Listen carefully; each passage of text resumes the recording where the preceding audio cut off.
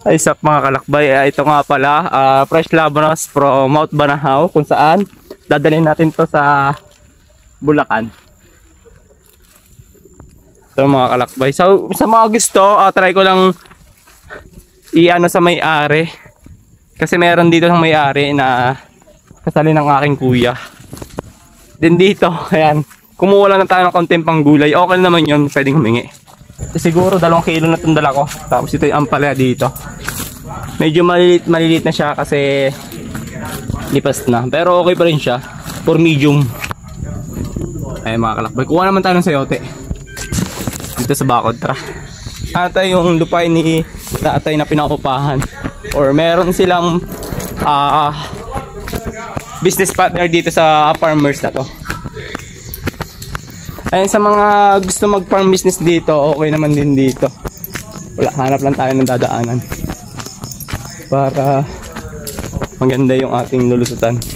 Good morning mga kalakbay, here at Mount Banahaw, kung saan kumuulan tayo ng kunting gulay na madadala sa Bulacan. Then ito yung farm ng aking kuya o aking tatay. Kaso walang daan. Wala palang daan dito. And ito, maglalakbay nga pala tayo sa San Miguel, Bulacan. Almost siguro 7 hours biyahe mula dito. Dito yung siguro ng tabi-tabi po. Tabi-tabi po. Tayo nga pong sayote.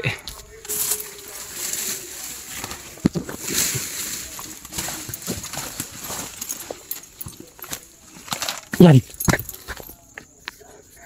Itong sayote na to mga kalakbay ay parang sinabay lang sa tanim na ang ampalaya pero marami ng bunga. Sayote lang ako. Sariwa pa to. Pili lang tayo na maganda para quality yung ating pagdala sa Bulacan. Mga sariwa to. Sarap mamitas ng mga kalakbay ng ganito kung sakaling alaga. Kasi pag itong alagang sayote na to, automatic marami siyang bunga. Ayan. Ito medyo kasi hindi pa naalagaan to kaya medyo pangit. Medyo okay pa naman din siya. Yan, tatlong nakaka 3 pieces tayo. Siguro mga 10 pieces. Dahil wala tayong lalagyan, gawa tayong diskarte. Ito yung lalagyan namin. Daon ng gabi. Ito siya.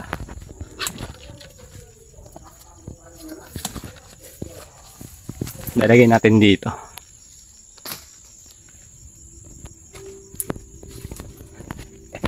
And ang pag-business naman talaga, tip, ay dapat talaga meron kang pondo o tabi-tabi po o allowance para sa pang ano ng gulay. Ano pa tayo? Pero nakakarami na ako. Ito kasi kakatapos lang magtanim ng ampalaya, tapos ang itatanim ni kuya ay baggy beans kung saan pwede pang lumago. Kasi sa sayote minsan ay mababa kita. Dami. Siguro ilang kilo na tayo siguro. Mami, nandiyan ka muna. Wala kasi ang lalagyan. Dito marami bunga, tabi-tabi po. Kaya ito ang ginagawa ng kuya ko ay tatam na ng bago. Ayan. Pag di naalagaan kasi madahon. Kagaya nito. Tago yung bunga. Pili tayo ng maganda para masarap namang lutuin. Pero maraming buko Sayote.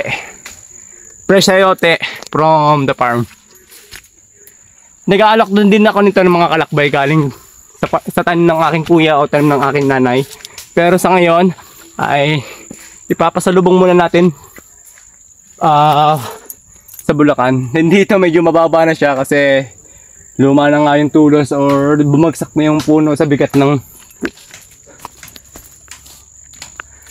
yan. Sayote lang ako.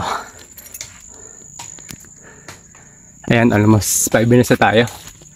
So, balikan na natin yung ating nakuha. And ayun, okay na. Pwede na tayo pumunta ng Bulacan. Nasaan yun? Wait lang, hindi ko na alam kung nasaan napapatong. Nawala iba. Ito. Okay na yan siguro. 10 pieces. Nawala iba. Kunin natin yung iba. Ay, ito yung iba. Dapat matalas ang memory mo pag ganito, pag wala kang dalang lalagyan. Kasi ayan no, madamo siya. Ito siya mga kalakbay, press sayote. Medyo medium pa siya. Katamtaman lang yung laki. Kasi okay na to kaysa wala akong makuha. Kalakbay, nakakuha na tayo dito. Kaso nga wala tayong nalagyan ng problema. Ito yung pinipilas ng aking kuya ang palaya.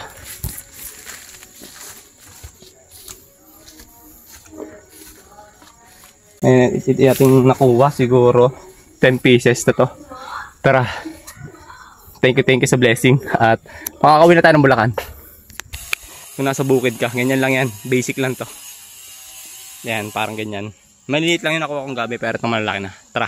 Ayan sa mga kalakbay, katapos lang natin humingi ng konting panggulay or papasalubong natin sa Bulacan. Meron tayo ditong mga fresh ampalaya, fresh sayote, and fresh labanos mga kalakbay. Kung saan, ilang kilo na siguro to.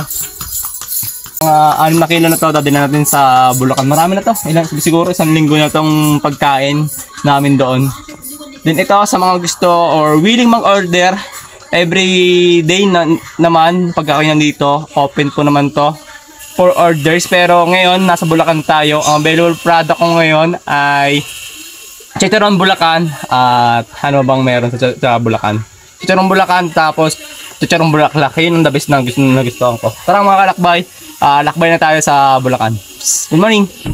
Natin manguha ng gulay. Ito, back to siyudad na naman tayo kung saan i-deliver na natin ito. Ibibigay o ipapasulubong natin sa Bulacan. Ayan.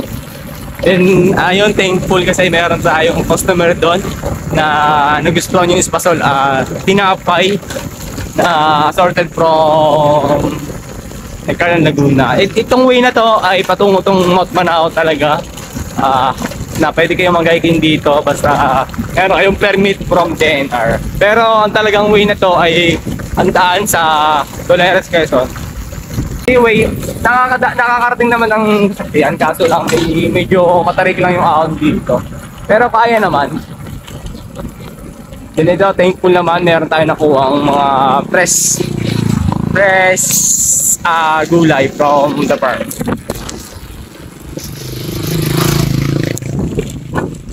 Magandang umaga, ingat sa inyong paglalakbay. God bless all.